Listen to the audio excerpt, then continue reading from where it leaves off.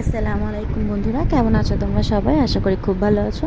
আলহামদুলিল্লাহ, আমি খুব ভালো আছি। আজকে তোমাদের সঙ্গে আমি শেয়ার করব পাকা টমেটো দিয়ে দারুণ একটা মুচমুচে নাস্তার রেসিপি। বাড়িতে কোনো কিছু না থাকলেই খুব অল্প উপকরণ দিয়ে তোমরা এরকম মুচমুচে এবং ক্রিস্পি নাস্তার রেসিপি বানিয়ে নিতে পারো খুব সহজে অল্প কিছু উপকরণ দিয়ে। এর জন্য প্রথমেই আমি একটা মিক্সিং বোলে এরকম একটা কাপের 2 কাপ ময়দা নিয়েছি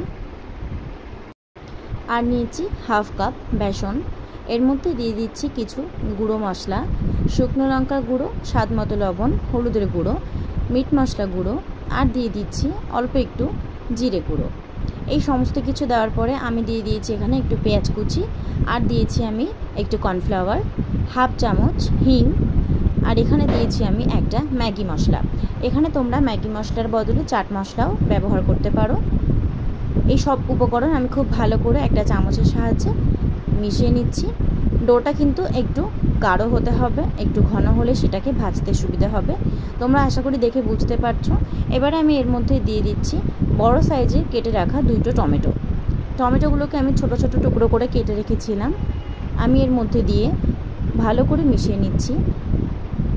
তোমরা যদি বাড়িতে একবার এই নাস্তাটা ট্রাই করো, খুব ভালো লাগবে। আর যদি মনে করো তোমরা কোনো গেস্ট আসলে সেটা সার্ভ করবে, তাহলেই কিন্তু সেটা খেতে খুব সুন্দর এবং ক্রিস্পি হয়েছিল। আমার কিন্তু ডোটা কমপ্লিট হয়ে গেছে। আমি এখানে একটা প্যানে তেল গরম করতে দিয়ে দিয়েছি। তেলটা যখন হালকা একটু গরম হয়ে আসবে, তখন আমি একটু একটু করে কেটে এই মিশ্রণটা দিয়ে দিচ্ছি। আমি এখানে ছোট ছোট বড়া শেপ করে কেটে নিয়েছি। তোমরা চাইলে এটাকে কিন্তু বেলে একটু বড় করে নিতে পারো। আমি এখানে ছোট ফুরুরি করে ভেজে নিচ্ছি। আমি চারি সাইডে একটা একটা করে বড়াগুলো দিয়ে দিচ্ছি।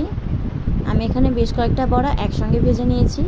এটা কিন্তু খেতে বেশ ঝাল, টক এবং একটু ক্রিস্পি হয়েছিল। এই রেসিপিটা তোমরা যদি বাড়িতে একবার ট্রাই করো, আশা করছি তোমাদের কিন্তু খুব ভালো লাগবে। এটা কিন্তু খুব সুন্দর ক্রিস্পি হয়েছিল। সন্ধ্যাবেলা নাস্তার সঙ্গে তোমরা অবশ্যই এটা শেয়ার করতে পারো। আমার একটা পিঠ অলরেডি লাল হচ্ছে। আমি একটা খুন্তির সাহায্যে আরেকটা পিঠ উল্টে দিচ্ছি।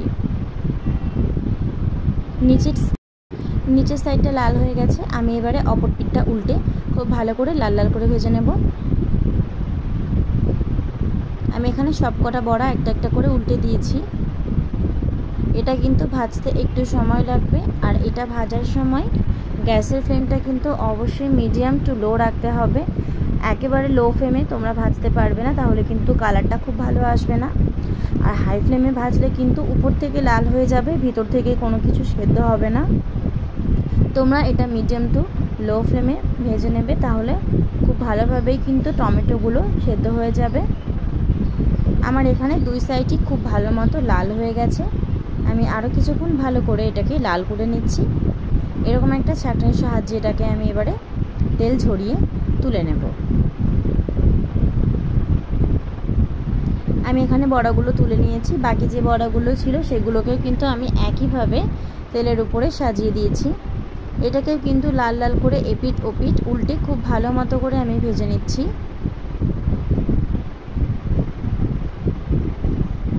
আমার কিন্তু এটা অনেকটাই আগের থেকে হয়ে এসেছে। এটা হতে একটু বেশি সময় লাগবে বন্ধুরা। একটু সময় ধরে কিন্তু নাস্তাটা বানাতে হবে। এবার আমি একটা সাইড উল্টে দেব। নিচের দিকটা হালকা একটু শক্ত হয়ে গেছে। এবার আমি উপর সাইডটা উল্টে দিচ্ছি, যাতে খুব ভালোভাবে লাল হয়ে যায়।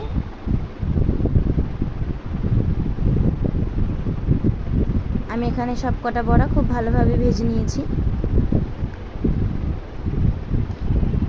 এই রেসিপিটা যদি তোমাদের ভালো লাগে, অবশ্যই কিন্তু একটা লাইক করে দিও আর কমেন্টে জানিও ভিডিওটা কেমন লাগলো।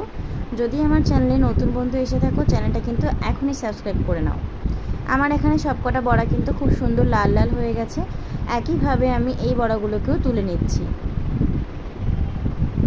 আর এইগুলো কীরকম ক্রিস্পি হয়েছিল সেটাও আমি তোমাদেরকে দেখিয়ে দিচ্ছি।